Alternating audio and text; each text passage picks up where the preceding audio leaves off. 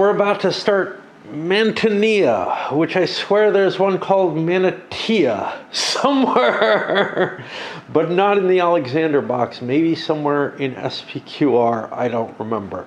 I did a search for it in my videos and the name doesn't show up, so maybe I'm just wrong. Maybe I only remember this one.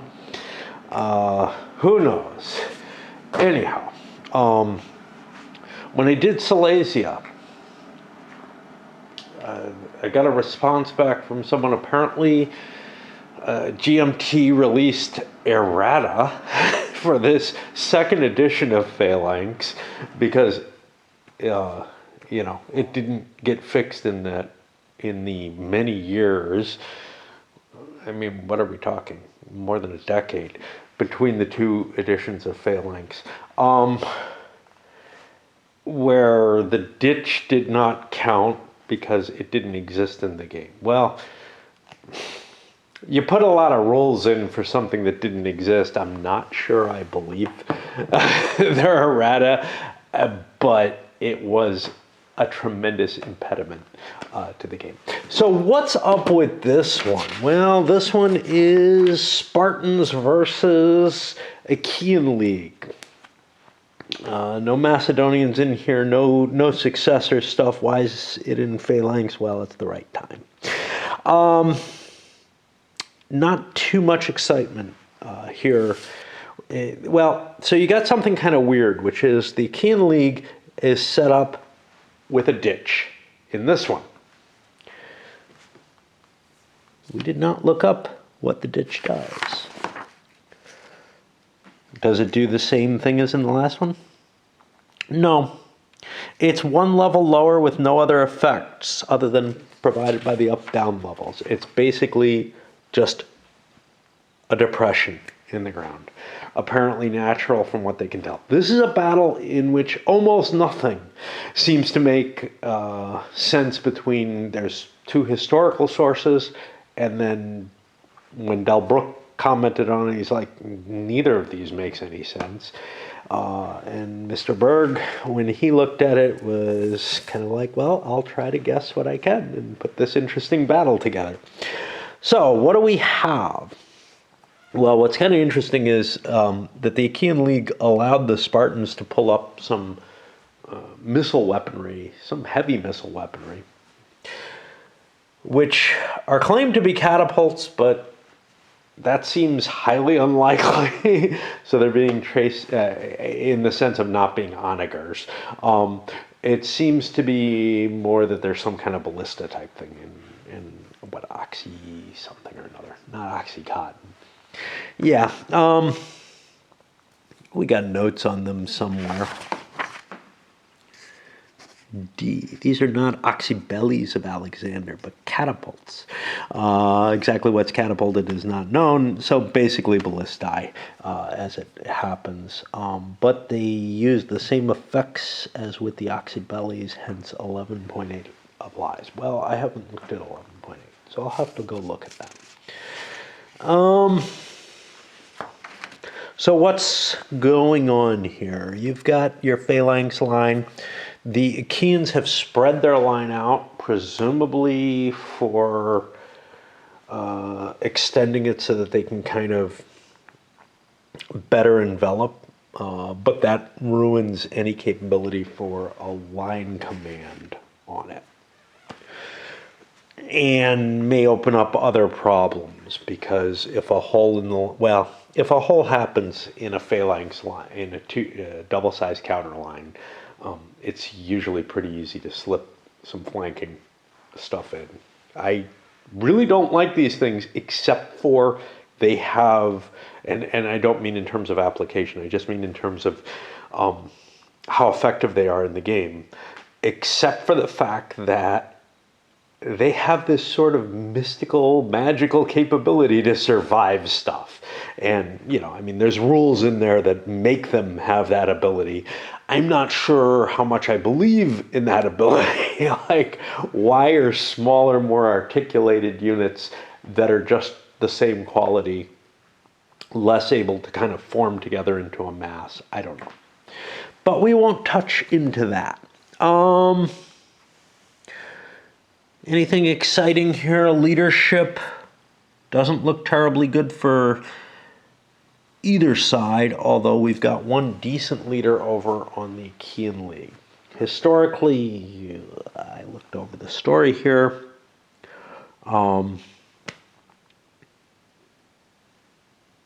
The Spartans basically break the Achaeans, but then the Achaeans come back and kick some butt.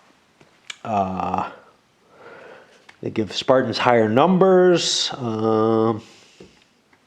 better troops in general other than the phalanxes, but the Achaean command is considered better, which is why we have one leader who is significantly decent.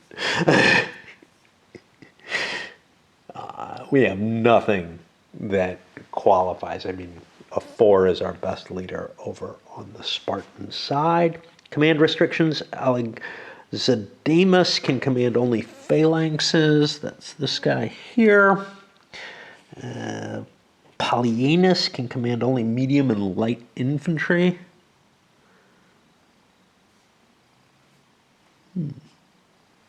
Up here?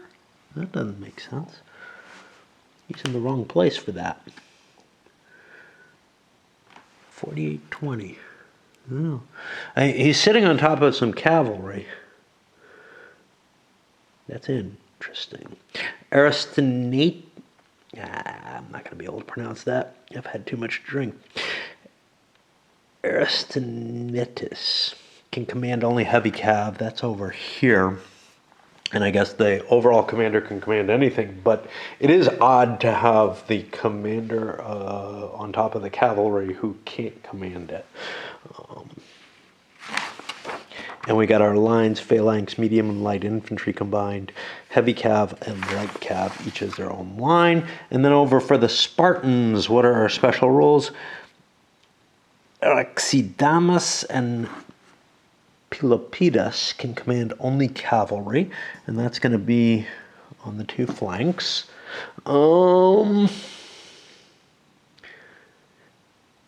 Euclides can command only infantry. He's going to be over here,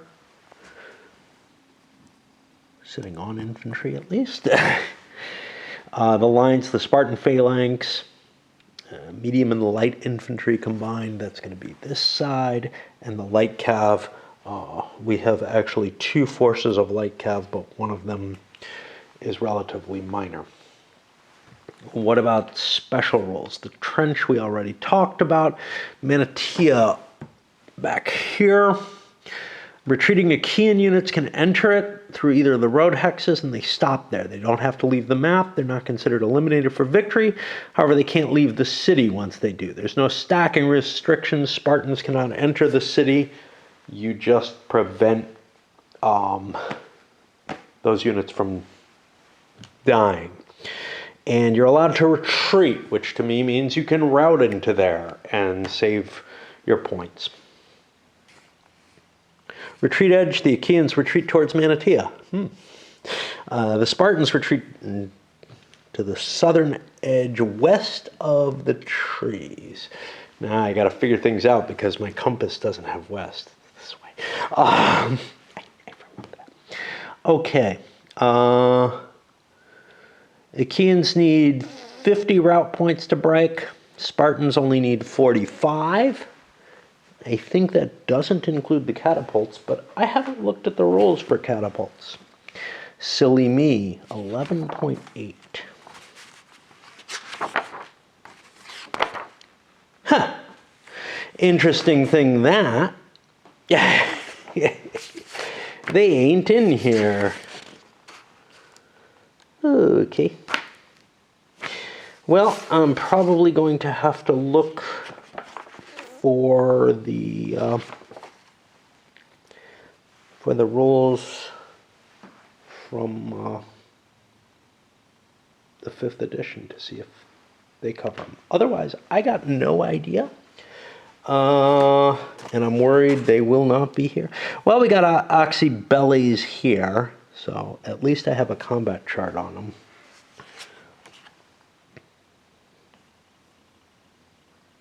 But No idea what happens to them other than that. Interesting. Okay, so I'm a little confused. I'm assuming these rules were originally in the Phalanx rules and got moved. Maybe I saw this somewhere else. I don't know. So here's the thing. I read these rules and I remember seeing them. In particular, something about, there's a wording, Oxybeles can fire reaction fire at any time, and we do mean any. I'm firing my Oxy. I remember reading that not long ago. I don't know where I saw it. Maybe I was looking in the 5th edition rules. I know I was looking up another issue in them at some point, but I don't have them here, and I don't have them in here as far as I can tell. I certainly don't have 11.8. However, it may be kicking around. They renumbered stuff. Yeah, artillery. Okay, here it is. Yeah. So I did read it in this rulebook. Anyway, I summarized them here. Unfortunately, it's 9.5 in the rulebook I have, not 11.8, because they squeezed some other rules in. I don't rightly know what they are. But very simply, they can fire twice during a single phase. Okay, that's a little different, I think, from how it's written. They may fire at any time during that phase, and we mean any. They may fire even in the midst of enemy movement. They do not need orders or LC. Okay, so that's changed.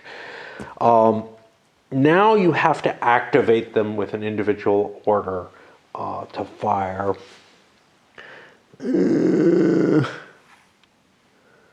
They may either move or fire. They cannot do both in the same phase. To be moved, they must be given an individual order by a commander. Use the moved no fire and fired no move markers to indicate this. Only one Oxybeles can be placed in any one hex. I'm going to go with the rules here.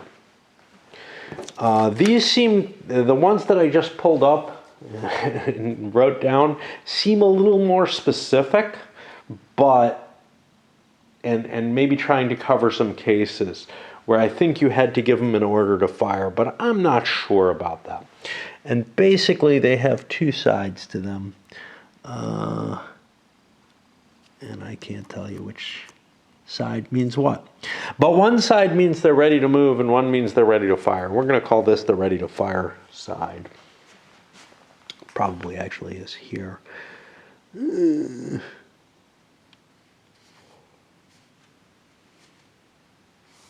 No, that's not it.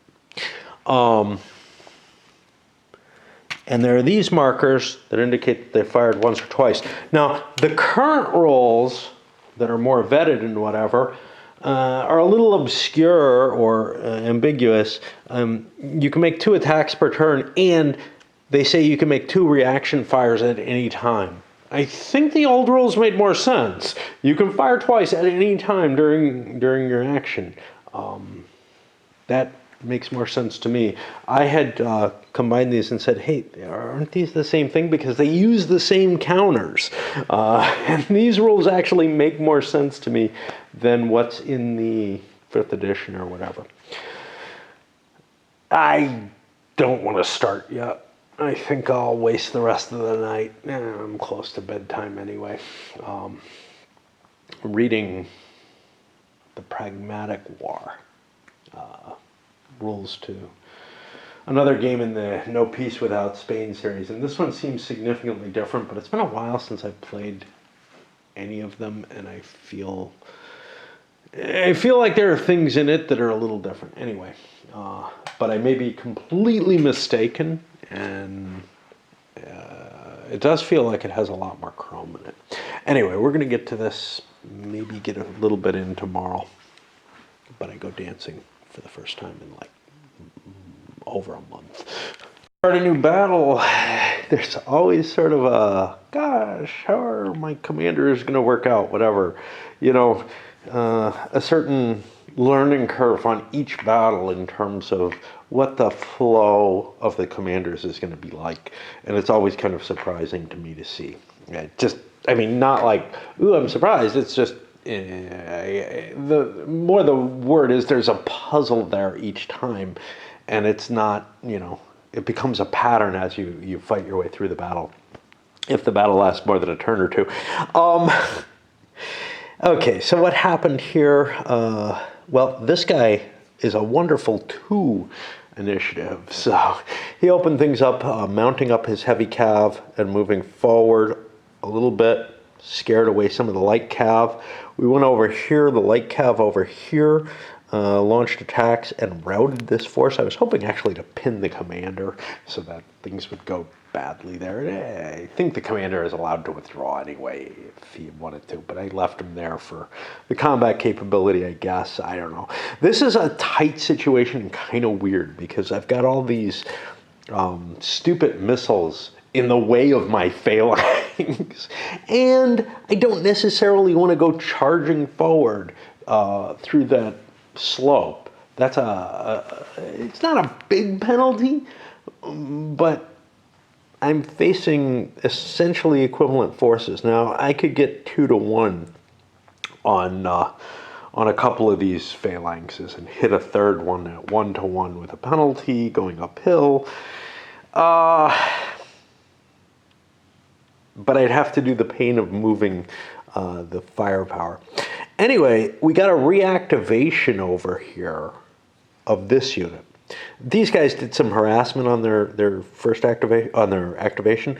Then this moved forward again and scared those light cav further over, and that's threatening the phalanx flank, and is somewhat disturbing to the extent that, like, wow, maybe I do want to move them.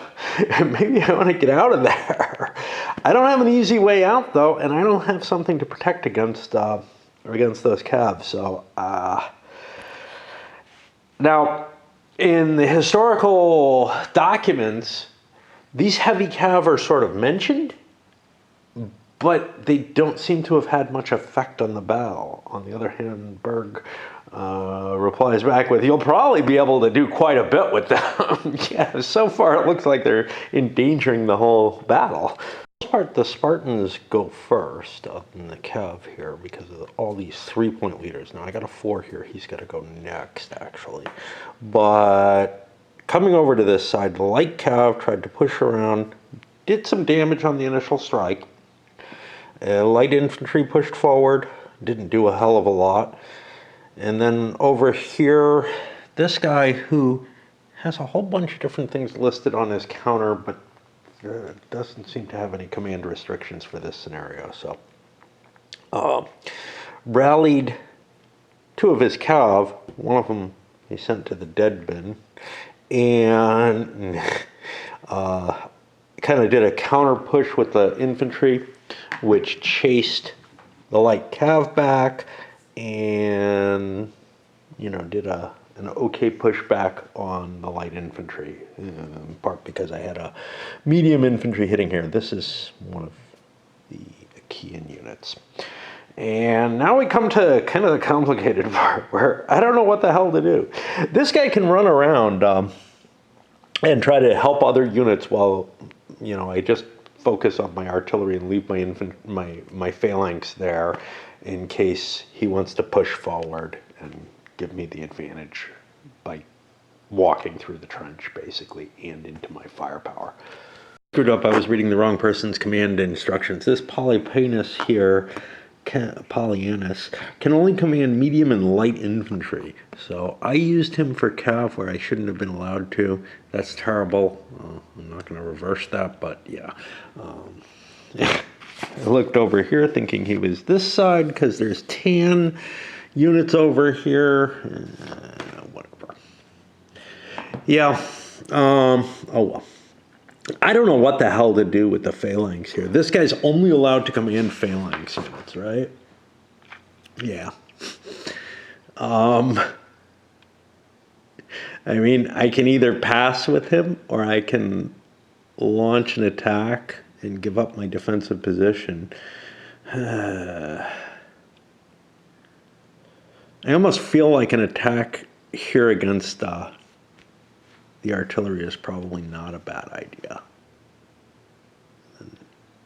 Because I've got pressure that I'm putting on this flank. We move on to the Achaean commander-in-chief or whatever. He's creating a mess here with just sporadic attacks all over the place. I activated this and chased the unit back and then decided not to go through the gully because I did my job. I scared him away. But yeah, it's really getting messy for such a small little battle in such a small area of a small battle. And assuming I have been doing things correctly, which is always a big assumption, right? To me, it looks like the Spartans are just screwed. Like, they're really outgunned here. Yes, they may have a few more strength points or something, but they don't have this retreat bonus, which can be like, hey, routing units aren't going to actually cost you. They don't have anywhere near as good a leadership. They don't have this heavy cav that can crush down the flank of the enemy phalanx. They have these artillery, but they're iffy, although I almost killed the leader with this one. And they've got a couple of units routing off the board already just because between leadership and, quality of units, mainly leadership, the quality, actually, the Spartan units are a little better. Was able to drive those guys out without a real response to rallying, and I'm going to have a painful time because I'm going to have to send a crappy leader down there to try to rally them, and it'll probably fail. Point-wise, hey, we're at about the same point, but, that's life. But I don't think that matters, although the points are so low that maybe it will. To me, it just looks like the Spartan position is really going to be undermined by the command quality. You throw a couple of good commanders over to do stuff over here. This guy, his limitation of being only the phalanx is kind of a handcuffing the same way as you would say the Spartan line is, but I got heavy cav crashing down on that line. That thing's just going to disintegrate if I don't figure out some way of dealing with it. One way to get over the malaise maybe a little bit is to push a few pieces around, so back to Mantinea, at least I can think I'm doing something of some value. Okay, heavy cav opened things up, and the light cav tried to stand against them, was routed, and they smashed the heavy cav into the rear of a phalanx unit. But then the light cav got to respond, and with a rally and routing one of the heavy cav units. So, that heavy cav might not be as impressive as feared. They have to expose themselves to the light cav in order to do the damage that they did. They badly hurt this phalanx, but they didn't wreck it. Well, they did wreck it and it saved. And it's unlikely that these are going to get rallied very easily. I'd have to commit, another leader to rally them at this point. And otherwise, they're going to go running far, far away. It would have been, if I had got a continuation, there would have been a possibility of hitting this one too, and maybe routing both of them. So, and what are we on? We're on this guy who can only command infantry. What? Oh no, we got one here that can only command cav. Wow, so weird. Remember too much about the other Alexander battles. I remember the SPQR ones and some others. It feels like this module especially, and maybe the other one that I was playing recently, yeah, the two expansions, they feel to me like they have more restricted commanders. I'm not really sure if that's the case. It's just my impression. And I'm getting kind of surprising results here. So an attack by the Spartans against the Achaeans, thrusting the medium infantry up after trying to soften things up with the cav. Didn't work terribly well. It left one unit exposed, another one routing. But then the counterattack by the Achaeans basically destroyed their entire line.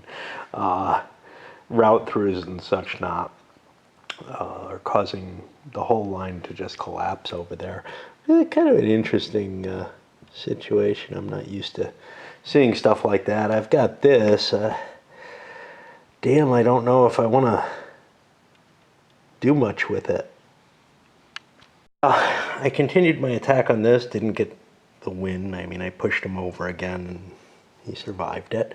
But I also launched an attack over on the other flank because there was a medium infantry over here. That's pretty easy to beat up, so I drove that away.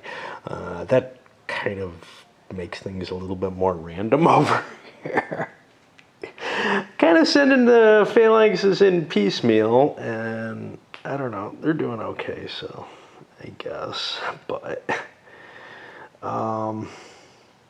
that means that we got a 4 over here still. Finish things off with the overall commanders both running around trying to rally stuff. I don't know how well this worked. I've got a couple of these here, which probably means not too well.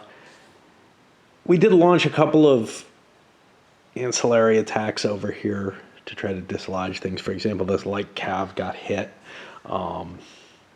It could have retreated, but if it had, then this routed unit would be dead instead of, well, almost certainly dead. Chased down by the light cav, so, or by the light infantry, so that wasn't an issue. And we had another push here, which has gotten these guys about equal now. Now it's just, you know, hey, you feel lucky, you wanna try a dice off here, which the Spartans may, because the heavy cav is rallied again, among other things. I'll be back after I clean up. Totals are at 16-5 with those 2 units that routed off the board. The leadership has made a big difference in terms of more successful rallies. You can see everything's alive, at least on the Achaean side. They don't have more problems still trying to leave the board. And they've got their heavy cav advantage over here, which looks pretty promising. They have, although who knows? I mean, maybe they're better off trying to slam some of these things and loosen them up. The Oxys aren't doing a whole hell of a lot. I did 1 point of damage this time. I only have 2 of them left, but whatever. All right, time for breaks. Cavalry chases away a light cav. Great. They get a continuation. Well, that's a problem because that's threatening the phalanx line. So I try to trump in, get a failure. That knocks out my one, like, almost moderate commander on the Spartan side. And then a follow-up that hit both of these and failed to do anything because, again, I mean, this one was pretty healthy, so. But this one, you know, good chance it goes over the break number, but it just survives all the rolls. Getting around to it. That'll put me to the 3s. Full of 3-point commanders. This guy kind of opened things up. He managed to rout one of his units off the board and did, though, smack one of the heavy cav and routed that. And again, these should be hard to rally, but if I can bring in, you know, my overall commander like I did before, it could actually work. There's no good commander on the Spartan side, so there's not really any great advantage, and I used the best I could to trump and lost him. All the 3s went. The light cav did a little bit of damage here, routing a unit, and the other guy went back and destroyed 2 of his units that he tried to rally. They both would have run off the board this turn, so that 12 points would have been added on anyway, and we're getting close to the 45 without losing a single phalanx. Recuperation and scattered some light cav, but slammed into one of them and got routed with my light infantry there. That leaves me, oh, we still got the phalanxes. Whoa. Our pretty decent Achaean general pretty much cleared this area. The phalanx guy before him sent this forward. I sent that whole phalanx line forward, and I kind of got lucky. You know, again, it's always this heavy push, and you know, with these quality phalanxes, they're probably just not going to budge each other. They're just going to slam into each other and stand there for, you know, the remainder of the game. And the question is, of course, do you want to take your shots at them? And in order to get some shots that I thought were advantageous for me, I had to launch attacks. I had to launch an attack from here in order to get this shot that I thought was to my advantage, but it wasn't. Didn't go over to deal with the cav. Instead, I was working on this side, and I've pretty much demolished that entire flank. I don't think anybody's got enough movement points to rout off the board, so I don't think there's going to be enough points to end the game yet, but it looks like it's just about over. I mean, I've got infantry creeping its way around that's going to be able to hit the flanks of the Spartan phalanx. This thing I was looking at trying to wheel, but it would break itself trying to do it. Out I was wrong. There was a cav that was far enough away to rout. This is the final situation, putting them to 46 hits on the Spartans and ending this and ending my exploration of the Alexander the Great module. I really needed to catch these. I actually probably have some stuff for SPQR that I should go back to too, but that feels like that's further away. Like I think I picked up some modules after I stopped playing, and I can just dive back into them once I get into the Civil Wars and stuff. But for this, I don't really have a good plan forward other than I really should have done this. You know, the intention had been to keep doing it while I was in Phoenix. And I don't know what kind of slowed me down. When I got to the end of the Alexander box, I took a little bit of a break, did a couple big things, and then had it all set up to still do, but didn't do it. And then I did the move, and I decided, okay, I'll pack it, bring it with me. It'll be something that I can do at, you know, this smaller gaming situation. The apartment that I was living in was really the same size as, a different configuration, but about the same size as the place I was in Phoenix. But I don't know, the idea of having to sort it all out and everything seemed difficult, so I stuck to the games there. And then I moved here and, you know, got all my games up and everything and just didn't bother. So now seems like as good a time as any. It's been weighing on my mind. I don't know how I feel about the modules in general. This battle feels fairly unbalanced. Like, I think the Spartans have a very hard time overcoming the leadership values that the Achaeans have, and don't really have anything, you know, that heavily in their advantage to make up for that. The previous one, the terrain was such a bitch that it convinced me to, like, lead an attack where one was not advised. But apparently that is part of the problem, in the sense that, like, they added a terrain type that wasn't actually in the game or something. I don't know. I really don't know, because I have the feeling that it was intended to be played the way that I played it, and that somehow that got reversed sometime after. I am not that impressed with Phalanx. I don't remember how much it was. I probably paid $5 for it. I get the feeling I got it, you know, fall sale, already was on sale, stuff like that. But I don't know, because I've got the modern version of it, so maybe not. But out of all the modules that I've picked up so far, it's the one that least inspired me in a lot of ways. I mean, 2 small battles, and they both have their issues. All right, it'll be fun to pack this up.